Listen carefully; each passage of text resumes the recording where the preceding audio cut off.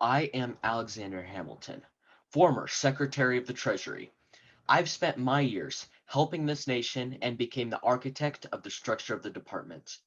Though Thomas Jefferson has good intentions, and yes, he believes that he wants to help the nation, in the end, if you listen to him, none of you will be safe. The Constitution should be set in stone. It should not only be able to be interpreted in one way. This would cause many problems and would end up harming more people than it would be helping. We should be able to interpret it in different ways, and if it comes to it, have interpreters. The federal government has power, some of which are not specifically listed in the Constitution.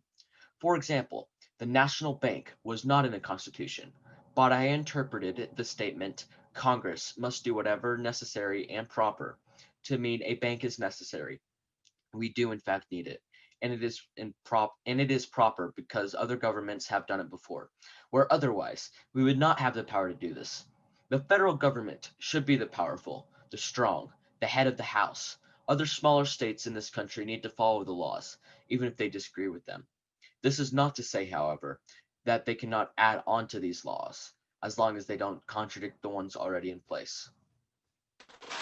As you know, I, Thomas Jefferson, have spent my life defending the rights in this nation. I've written the Declaration of Independence and was present during the drafting of the very Constitution that we now debate upon.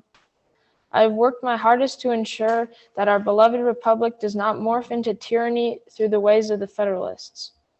We need a limited government in all aspects. The government should not interfere with your daily life like this Tory is pushing for. Need I remind you that a large military is what impounded our colonies in the first place with quartering? Hamilton has already gotten too much of what he's asked for. We haven't paid off our debt, and for goodness sakes, now there's a national bank. What constitution did you read that permits this rubbish? The Constitution is our most important founding document. We must follow it exactly and not stray from its shield that protects us from tyrants like Hamilton. I believe that businessmen and factories are the best way to provide jobs for the nation. Farming is a thing of the past. If we get caught up on one particular thing then and never have a mind for the future, then how can we expect to advance technologically? In the future, we are going to need people that know how to negotiate and are professional with what they do, and we need to be able to automate the process of creating things, which is why we need factories. Wealthy, educated people should run the government because they are informed and have a better education. They will be able to help out the economy way more than a poor, non educated person. High taxes should be placed on foreign products so that it encourages Americans to buy more American made products. This will help with supporting our entire economy way more. The greatest danger to this country is a lack of unity between all Americans and people, and a weak army that cannot protect us. The biggest issue of our economy is debt. We cannot continue to carry the burdens of national debt. Policies that you have constructed cannot continue to be enacted. Our debt must be paid off immediately. It is corruption to try to carry our debt and use it as an asset. It is straightforward. We need to pay off the debt. If we hold on to our debt and pay it off over time, the people will have to pay higher taxes over a long amount of time. Uh, Keeping the debt is a direct attack on our citizens. I think that of taxes as I think of the government. They're both needed, but they need to be kept to a smallest extent. We need to have taxes in order to have a civilized America. Another evil committed by Hamilton is the system by which he placed tariffs. He has done so in the name of American growth and development, but is blind to see the hurt that he is causing to the citizens. You can you have made it almost impossible to buy foreign goods. For many Americans, that was all that they can afford. You have skewed the scales of a fair and free market. The future of America should be farmland, as far as the eye can see. We have vast land and fertile soil westward. It would be a waste to create more crowded cities like what Europe has become. This independent, similar lifestyle of Americans will create similar values and trust in the protection of this nation. As I am sure that you are aware, we had to fight in many wars to receive this new land that we call home?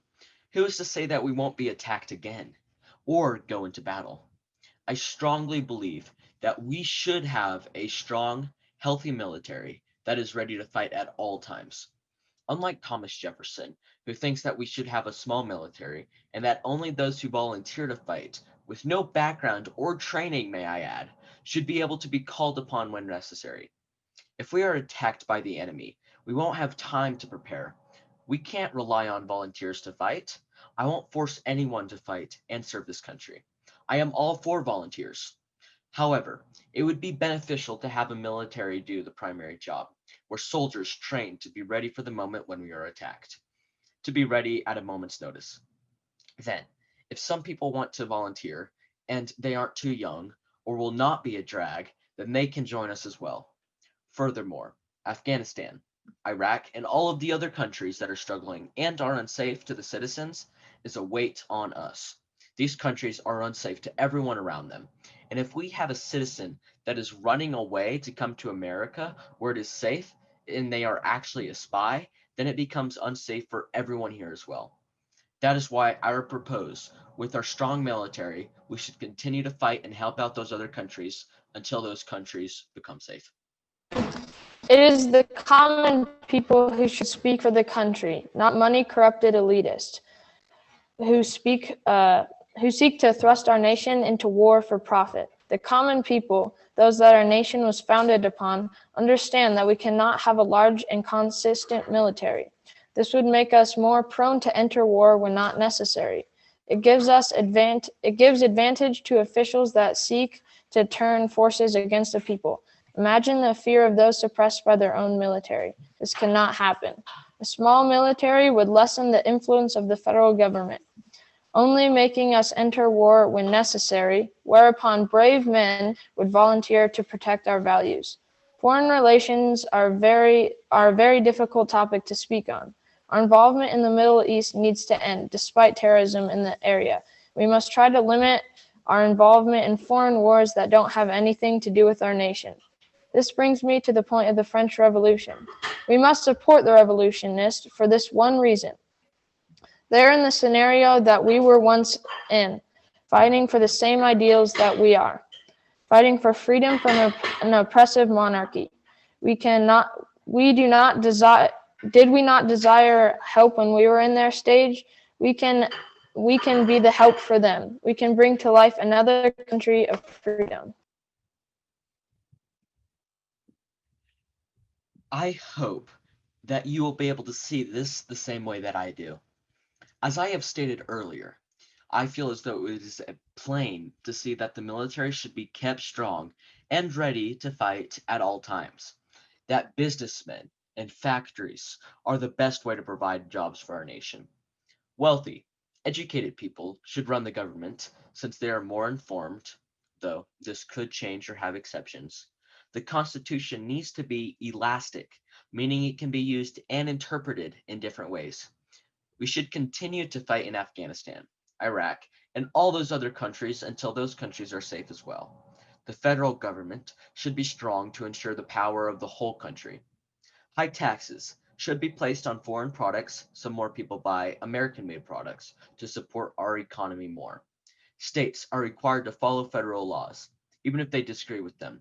The federal government has some powers not specifically listed in the Constitution. And finally, the greatest danger to the country is a weak army and a lack of unity.